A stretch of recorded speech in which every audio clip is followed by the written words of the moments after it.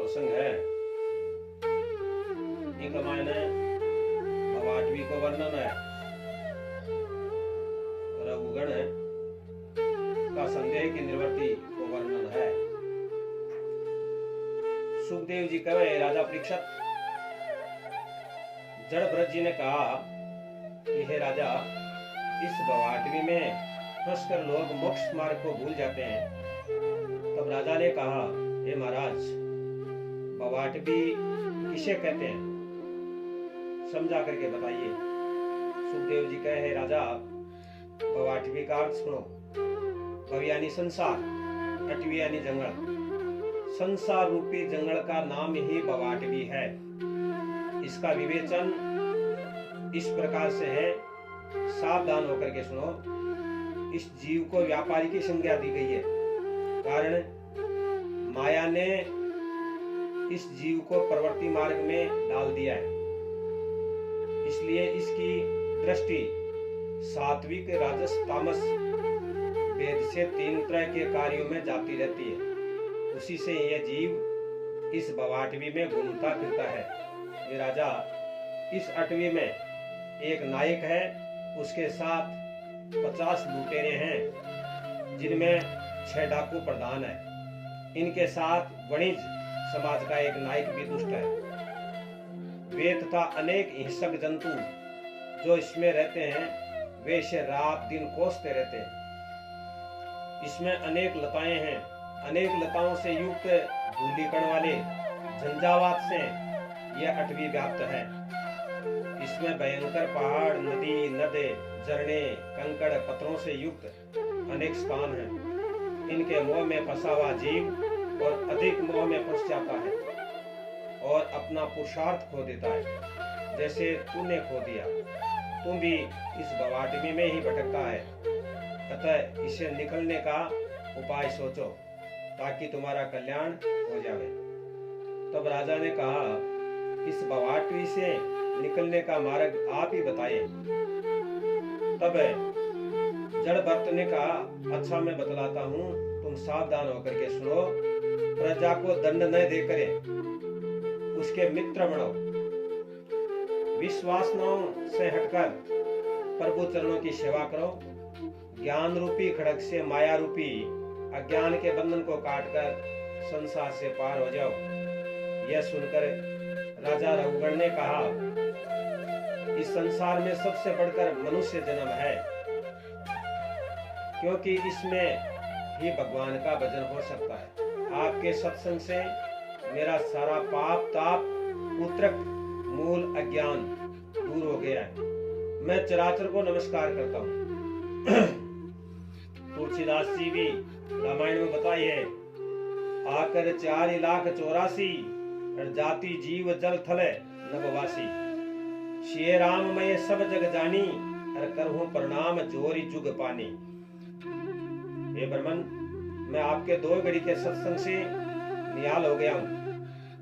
ब्रह्म ज्ञानी, वृद्ध, युवा, बालक, शिशु जो है, उन सभी को मैं नमस्कार करता हूँ। हे राजा परीक्षित, जड़ भरत जी राजा रघुगण को आत्म ज्ञान देकर वहां से चलने की कोशिश करी। जब राजा रघुगण कहे है, महाराज वे 50 लुटेरा है, वन मन विस्तार से समझा करके बताओ, वे कौन सा है। जड़ भरत जी बताओ है, बाल लुटेरा के माने पहलो लुटेरो है नायक, बिके बाद के माने 6 चोर हैं,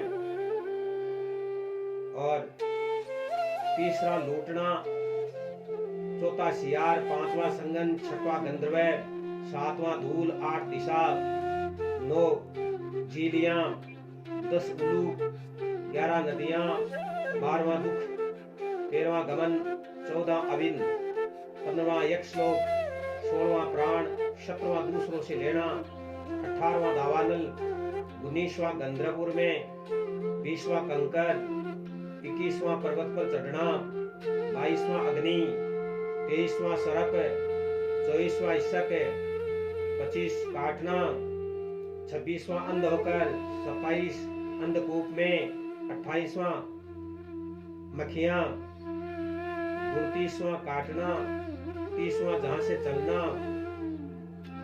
31वां अटवी, 32वां लता, 33वां शाखाओं को, 34वां पक्षियों का प्रसंग, 35वां सिंह से भये, 36वां बुगले, 37वां काक, 38वां गीद, 39वां हंसों का यूथ, 40वां हंसों की रीति की भांति, 41वां रमण करना, 42वां गुफा में, 43वां हाथी, 44वां लता, 45वां इस मार्ग से पार होना। यह उपरोक्त सभी भवाटिव के एक बंधन है। इनमें फंस करके जीव संसार में भटकता फिरता है। राजा ने कहा, महाराज इनके विषय में समझा करके कहें, क्योंकि छोटा छोटा जो शब्द बता दिया अंत में समझो को नहीं। यह सुनकर राजा परीक्षित ने सुखदेव जी महाराज कहे, हे राजन, इनका प्रसंग इस प्रकार से है, सुनो। नायक यानी बुद्धि, 6 चोर, मन सहित त्वचा, 5 ज्ञानेंद्रिया, और लूटना यानी धर्म से हटना, पाप में जाना, शियार यानी स्त्री पुत्रादि, संगलता यानी तृष्णा, मोह, ममता आदि कर्म ही दुखदायी लता है। घुसपैठिए, तेरा मेरा, मैं तू, ये घुसपैठिए हैं। माता पिता पुत्र पति पत्नी स्वामी सेवक आदि घुसपैठिए हैं।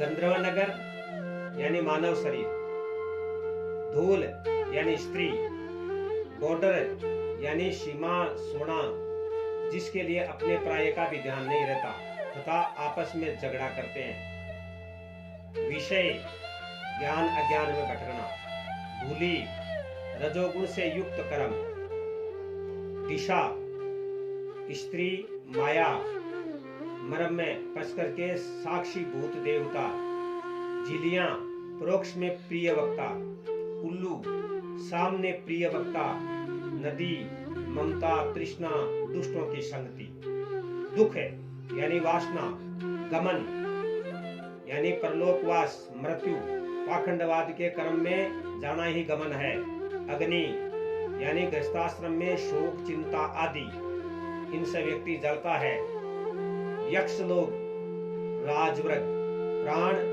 धन, मनुष्य को जीव धन के मान सबसे ज्यादा रहे है, उलझ तो जावे, अठे थोड़ा सा नुकसान हो जाए तो बहुत बड़ा दुख हो जाए। कहावत में भी कही है, जीव जाओ पर जीवारी मत जाओ।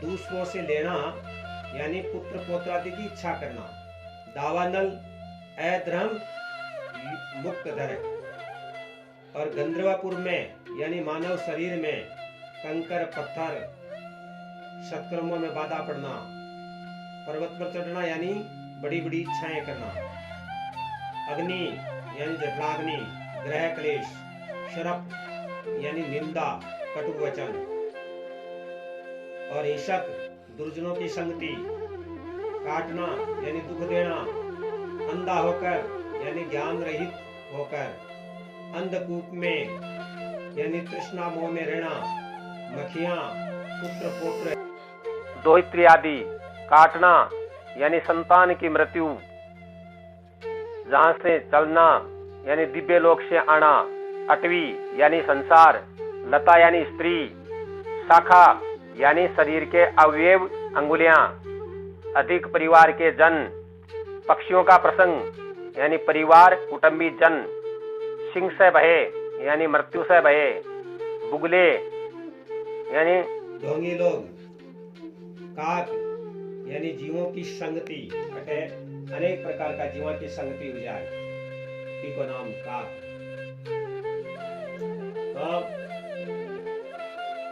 यह उपरोक्त है सभी हैं की भवाटवी यानी संसार में भटका वाली चीजें हैं, और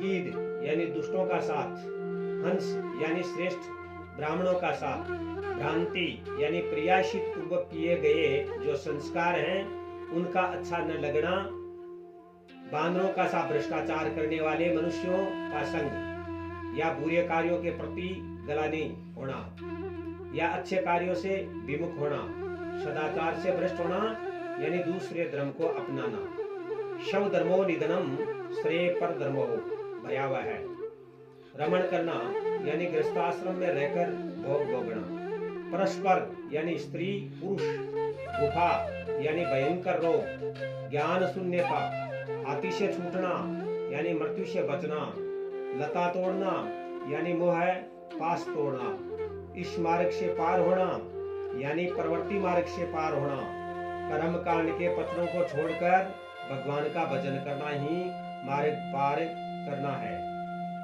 और इसलिए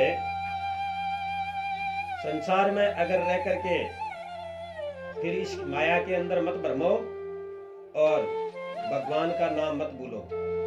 और जो संसार में जितने भी जीव हैं उनको वसुदेव कुटुंबकम समझो। अयम नीच प्रवृत्ति गणनाम लघु चेत साम उदार चरित्रा नाम तू वसुदेव कुटुंबकम, यानी सबको, हर जीव को भगवान की ही माया, भगवान का ही सब समझो, इसको मत भूलो। बोले श्री